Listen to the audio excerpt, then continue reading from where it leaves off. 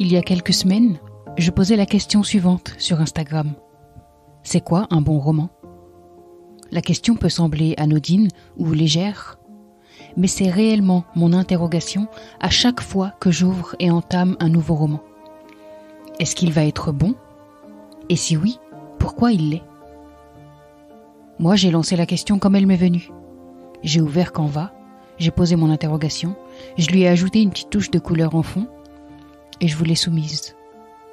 Alors venez, on en revient d'abord à vos réponses. Un abonné ou une abonnée, je ne sais pas, du nom de Serial Lecteur, m'a répondu « Le prochain, j'espère ». Et ça m'a bien fait rire.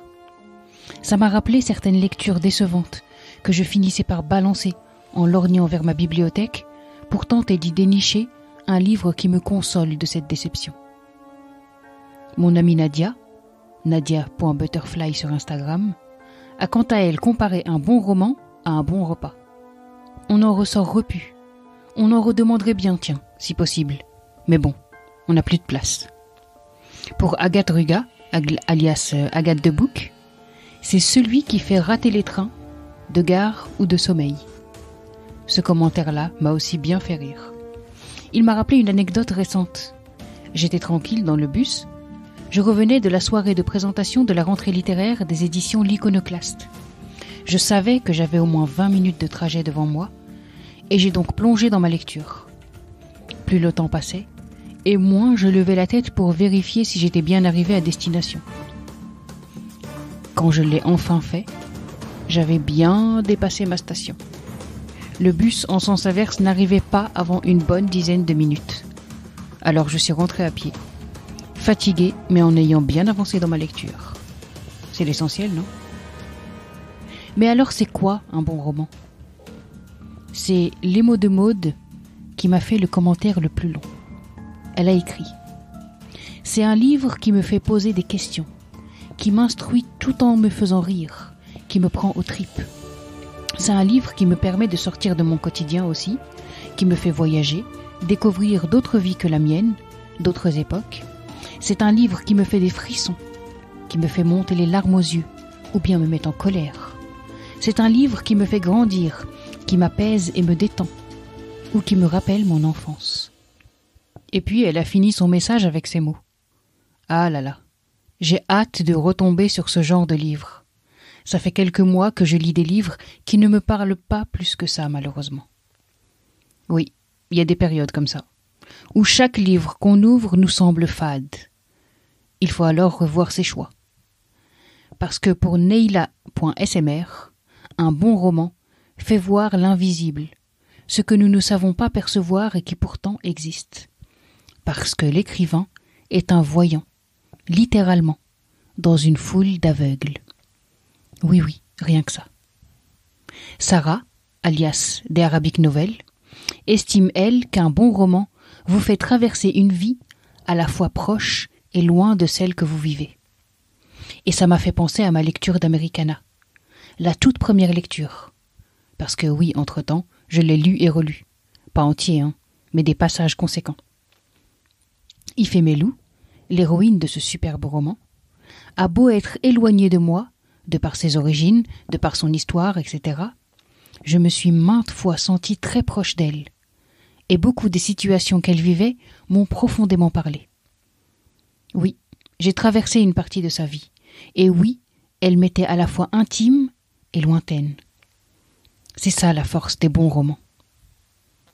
D'ailleurs, pour l'autrice Sylvie Hiver, dont je vous conseille les romans historiques au passage, un bon livre, c'est celui dont on se souvient toute sa vie.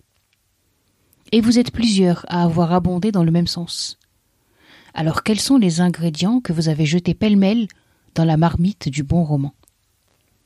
Des personnages inoubliables, une voix singulière et jamais entendue auparavant, une émotion puissante, des pages qu'on a envie de relire, des pages qui nous manquent une fois le livre refermé, un auteur qui invente sa propre langue, des mots qui nous changent à jamais, des phrases coup de poing, des mots qui dérangent. Je les garde tous, ces éléments, et j'y souscris complètement. Mais un bon roman, selon moi, c'est aussi un roman que j'ai détesté, Ça vous étonne? Mais pour moi, il reste bon dans la leçon d'écriture qu'il me donne. Il me permet de savoir ce qu'il ne faut surtout pas faire. Celui-là, je m'en débarrasse sans regret et lui dis merci pour le contre-exemple. Mais le bon roman, celui dont on ressort chamboulé, retourné, émerveillé, c'est quoi? Quand je m'empare d'un livre, quand j'en rabats la couverture, que je passe la page de garde, la page de dédicace, la page d'exergue, et que j'atterris enfin sur les premiers mots, qu'est-ce que j'attends de l'auteur? Je veux que dès les premières lignes, il m'empoigne et me cloue littéralement. Je veux ne plus avoir à lâcher ces lignes. Je veux qu'on ait à m'en arracher, tant elles sont captivantes. Et vous avez raison, les personnages, c'est la clé. J'en veux des forts, des complexes, des méchants, des superbes, des énervants, des naïfs, des qui tombent pour mieux se relever. Je veux des moments forts, des instants qui restent en tête, qui nous font sursauter soudain et nous marquent à jamais. Je veux de la profondeur. Je veux de la vie, la vraie. Pas du tout beau, tout rose, non, non. Je veux de l'engagement, des personnages pluriels, une plume trempée dans le caustique, dans l'amer, dans le drôle, dans le réel. Une écriture qui chaque fois surprend. Un choix de mots qui fait mouche. Je veux des coups au ventre, des coups de cœur, des waouh et des mais non. Et quand j'ai tout ça, je veux que le fil de l'histoire me soulève, qu'il me sorte de mon quotidien, qu'il me surprenne et qu'il m'embarque sans jamais me lasser.